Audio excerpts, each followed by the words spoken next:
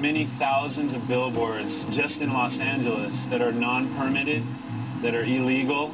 The company that erects the illegal billboard is making money. They don't really face any consequences because they have the ability to tie up our court system so as not to be punished for it.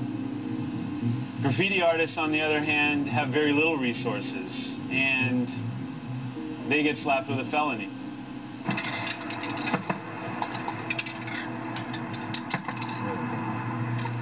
I always wanted to paint canvas as a child, and billboards in itself is a giant canvas. You know, it's 60 feet long by 20 feet tall, so of course any artist would visually want to choose something that size without having to pay the price to paint it. When going about painting billboards, that was my first option. Later on, I saw the reaction I was getting from painting billboards, and I decided that it's for a bigger cause, and especially hearing about many companies that are putting billboards up illegally, I look at it as like I'm the vigilante or the voice of the people, where it's like we're taking back our public space and changing it into what we want to see. This is our city. You know, we pay to live here, so we don't have to pay to see like a giant ad of a man in underwear advertising Hanes or something, you know. It's our choice because it's our realm. I remember one of the first pieces of graffiti that I noticed was a culture jammer had taken a camel billboard and changed the word camel to cancer.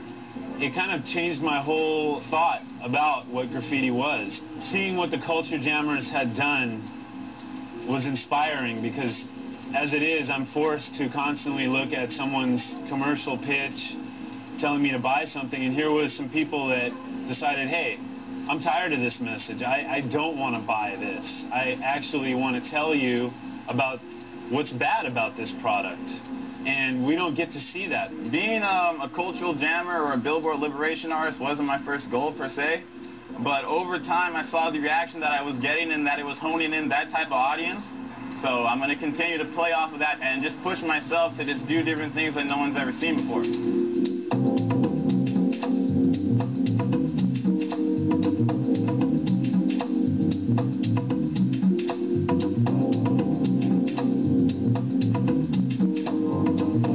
Billboards, in my mind, inspire graffiti. If you go back into the origins of graffiti in the early 60s, at the time you saw that billboards were littering our highways and destroying the landscape, the view that we were used to before media proliferated across our country. And at the same time, in the city, with so many billboards and logos everywhere in your face, it's only natural that a kid is going to go, hey, I want to have a logo up too. It's a rush to have your logo up in the cityscape amongst all these corporations and money interests that have their message out there. It's only going to inspire other people that want to get their message out as well. If anything, I'm doing as a favor, changing them from being just a bland advertising that no one really cares about to then switching it around to something that, you know, is interesting. I chose to follow that path and play off of the recognition I was getting, and it's been helping me out a lot as an artist and for my career.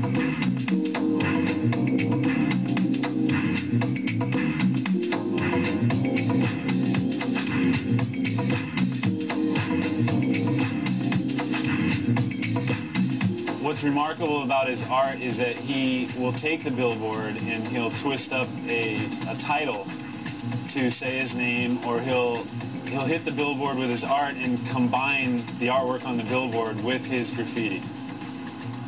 You may not even notice that he hit it. It's that integrated with the artwork on the billboard, which is genius. It actually, in my opinion, it could become something that the billboard advertisers would want.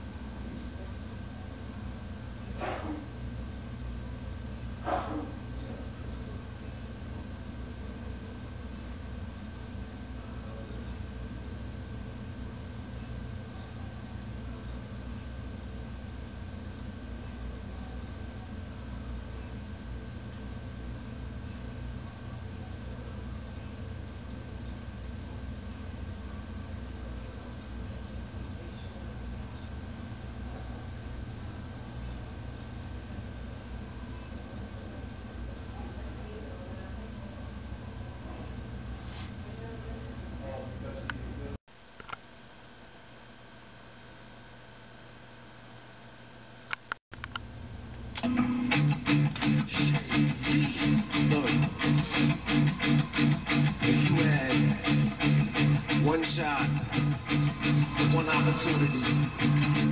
It's everything you ever wanted. One moment. Would you capture it? Or just let it slip? His palms are sweaty, knees weak, arms are heavy. His garment on his sweater already. Mom's spaghetti, he's nervous, but on the surface he looks calm and ready to drop bombs.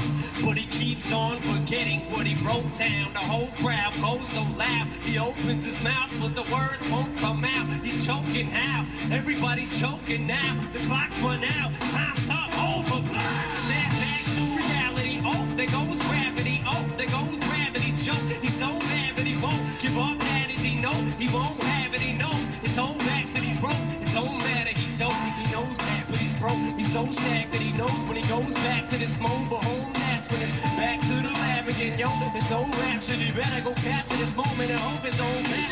Lose yourself in the music. The moment you own it, you better never let it go. You only get one shot. Do not miss a chance to blow. Opportunity comes once in a lifetime. You better lose yourself in the music. The moment you own it, you better never let it go. You only get one shot. Do not miss a chance to blow. Opportunity comes once in a lifetime. You better escape me through this hole that is gaping. This world is mine for the taking. Make me king as we move toward a new world order. A normal life is foreign. The superstardom's close to postmortem. It only grows harder. Homie grows hotter. He blows. It's all over. These hoes is all on him. Coast to coast shows. He's known as a globetrotter. Lonely road God only knows he's grown farther from home. He's no father. He goes home and barely knows his own daughter. But hold your nose, cause here goes the cold water. These hoes don't want him no more. He's so product. They moved on to the next mo who flows. He knows though it's so nada. So the soap opera is cold. It unfolds. I suppose it's so harder, but the beat goes on. Let it lose yourself in the music. The moment you own it, you better never let it go. You only get one shot. Do not miss a chance to blow. Opportunity comes once in a lifetime. You better lose yourself in the music. The moment you own it, you better never let it go. You only get one shot. Do not miss a chance to blow. Opportunity comes once.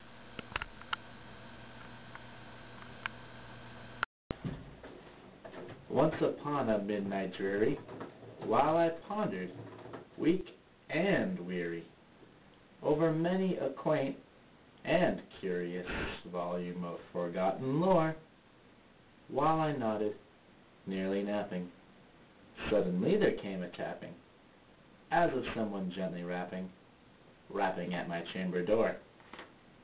"'Tis some visitor," I muttered, tapping at my chamber door.